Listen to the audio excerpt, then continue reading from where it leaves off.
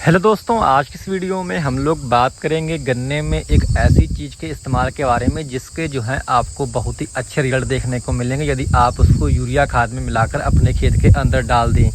क्योंकि यह एक ऐसा किसान भाइयों सटीक जो है साइंटिफिक तरीका है जिससे जो है आप अपने गन्ने की जो है ग्रोथ को बढ़ा सकते हैं। तो इससे पहले यदि आप हमारे चैनल पर नए हैं तो कृपया हमारे चैनल को आप लोग जो है सब्सक्राइब करना जो है मत भूलिएगा।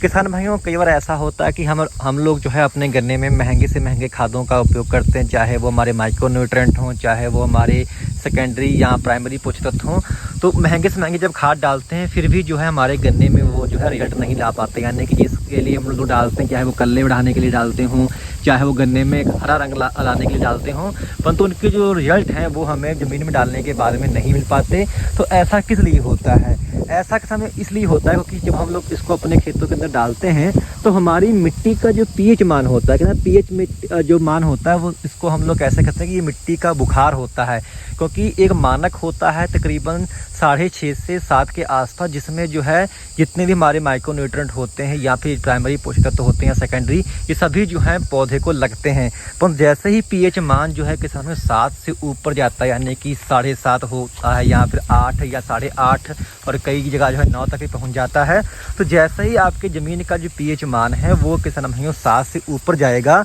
तो चाहे वो आप अपनी ज़मीन में कोई भी महंगे से महंगा खाद डाल लें, वो आपकी ज़मीन में वैसे ही पड़े रहेंगे, उसको जो है पौधा ग्रहण नहीं कर सकता। क्योंकि ये ठीक उसी प्रकार की कंडीशन जैसे कि हम लोगों के पास भोजन पड़ा रहे परंतु हम लोग उसको जो है खाने में सक्षम ना हो पाएँ। हमारा मन तो बहुत करे पर हम तो जो है हम लोग उसको उठाकर अपने हाथों से ना खा पाएँ। बिल्कुल ऐसी ही कंडीशन पौधे के सामने होती है, क्योंकि पौधे में जो है उसका जो मिट्टी का जो पीएच मान होता है वो काफ़ी अधिक होता है, जिसके कारण जो है हमारे पौधे जो हैं उस खाद को अपने अंदर एब्जॉर्ब यानी कि अपने अंदर ग्रहण नहीं कर पाते, जिससे जो है हमारे पौधे को वो खाद नहीं मिल पाती, जिससे जो है पौधे की ना ही ग्रोथ हो पाती है, ना ही किसान भाइयों उसमें जो है अच्छा रंग आ पाता है।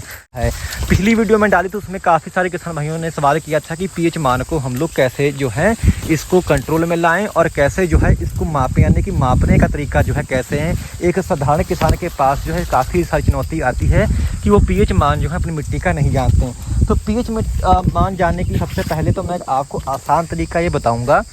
कि आप ऑनलाइन अमेज़न से जो है पीएच मीटर को मंगा सकते हैं। बहुत किस्म महंगा नहीं है, तकरीबन 450 से 500 रुपये में जो है आपको एक पीएच मीटर मिल जाएगा। इतना खर्चा आप कर सकते हैं, क्योंकि जब आप महंगे से महंगे खादे डालेंगे उनका जब रिजल्ट नहीं आएगा तो इससे अच्छा है कि आप एक पीएच मीटर ले लें। पीएच मीटर जो है आप उसमें 2 छड़ियाँ लगी होती हैं, जैसे कि आप ये देख रहे होंगे कुछ इस तरह का जो है पीएच मीटर आपको ऑनलाइन मिल जाएगा। ये ऐसे ही ज़मीन में जो है लगाने के बाद में इसको नीचे गिड़ोने के बाद में वो आपका जो रीडिंग है पीएच मान की, इसमें अलग अलग ऑप्शन दिए होते हैं। ये आपको कब सिंचाई करनी है ये भी बताएगा, यानी मॉइस्चर कितना है भूमि में, और इसके साथ साथ जो पीएच में है वो भी आपको बताएगा। तो पीएच जो है आप इससे जान सकते हैं। यदि आपकी पीएच मान 7 के आसपास है तब तो आपको किसी भी चीज़ डालने की आवश्यकता नहीं है, परंतु जैसे ही आपकी मिट्टी का पीएच मान अगर आपको 7.5 या 8 के करीब बताता है तो जो है आपको अपनी मिट्टी के अंदर किसान भाइयों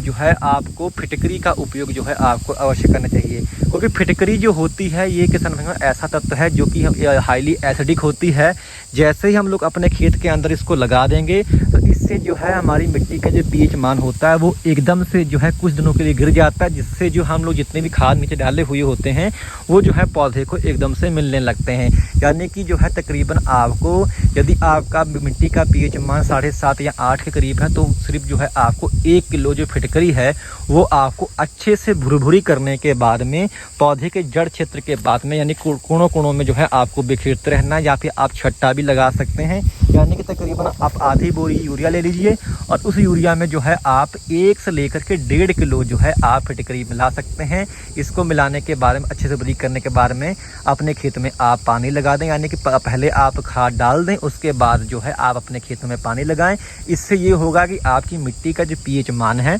वो एकदम से गिरेगा, यानी कि 7 के आसपास आ जाएगा, जिससे जो है आपके जितने भी आपने जो पहले खादें डाली होंगी वो जो है सभी जो है पौधे को दोबारा जो है मिलने लगेगी। और फिटकरी बहुत महंगी भी नहीं आती, बहुत सस्ते रेट में जो है आपको बाजार में मिल जाएगी। यदि आपकी मिट्टी का पीएच मान के सामने